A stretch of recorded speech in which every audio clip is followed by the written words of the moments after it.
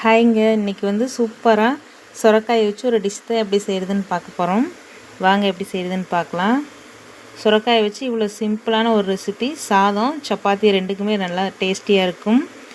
வாங்க எப்படி செய்கிறதுன்னு பார்க்கலாம். சுரக்காயை வந்து நான் தோல் சீவி இந்த மாதிரி குட்டி குட்டியாக நறுக்கிட்டேன். இப்போ வந்து நம்ம தாளிக்க ஆரம்பிச்சிடலாம். அடுப்பில் வந்து ஒரு கடாயை வச்சு நல்லா சூடானதுக்கப்புறமா தேவையான அளவு எண்ணெய் சேர்த்துக்கலாம். எண்ணெய் சூடானதுக்கப்புறமா கடுகு சேர்த்துக்கலாம். இப்போ வந்து கடுகு நல்லா பொரியட்டும். இப்போ கருவேப்பிலை சேர்த்துடலாம். கடுகு பொரிஞ்சதுக்கப்புறமா இப்போ வந்து ஒரு பெரிய வெங்காயம் நறுக்கி வச்சுருக்கேன், அதையும் சேர்த்து விட்டு வணக்கிடலாம்.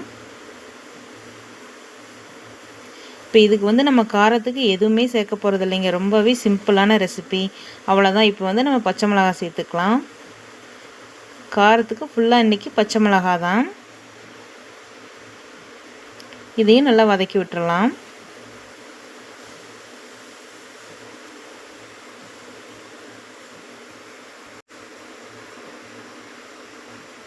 இப்போ வந்து நல்லா மிளகா வதங்கினதுக்கு அப்புறமா நம்ம வந்து நறுக்கி வச்சுருக்க சுரக்காயும் சேர்த்துடலாம்.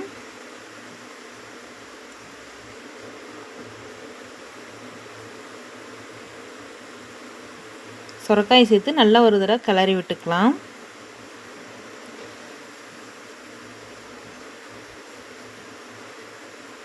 சுரக்காய் வந்து பார்த்திங்கன்னா நான் உள்ளே இருக்க அந்த தோலோடையே சீவிருக்கேன். வந்து நல்லா கிளறி விட்டுக்கலாம்.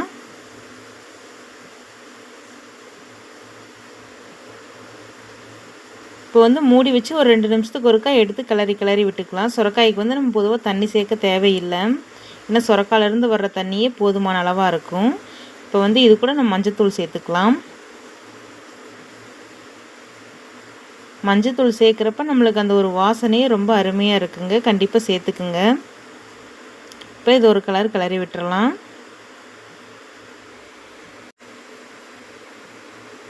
மூடி வச்சு நம்ம ஒரு 2 நிமிஷத்துக்கு ஒருக்கா எடுத்து கிளறி விடலாம். பாருங்கள், நல்லா சுரக்காய் அப்படியே அந்த சுரக்காயிலேருந்து வர்ற தண்ணியிலேயே அதுவே வெந்து வருது.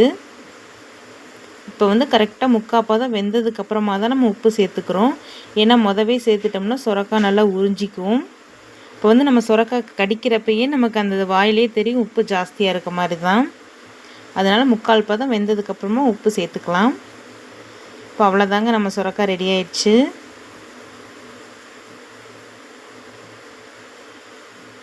நம்ம சேனலில் வந்து சமையல் தான் போட்டுட்ருக்கோம். உங்களுக்கு நம்ம சமையல் பிடிச்சிருந்தா பாருங்கள். பிடிச்சிருந்தா மட்டும் கண்டிப்பாக சப்ஸ்கிரைப் பண்ணுங்கள். நாளைக்கு இன்னொரு வீடியோவில் பார்க்கலாங்க.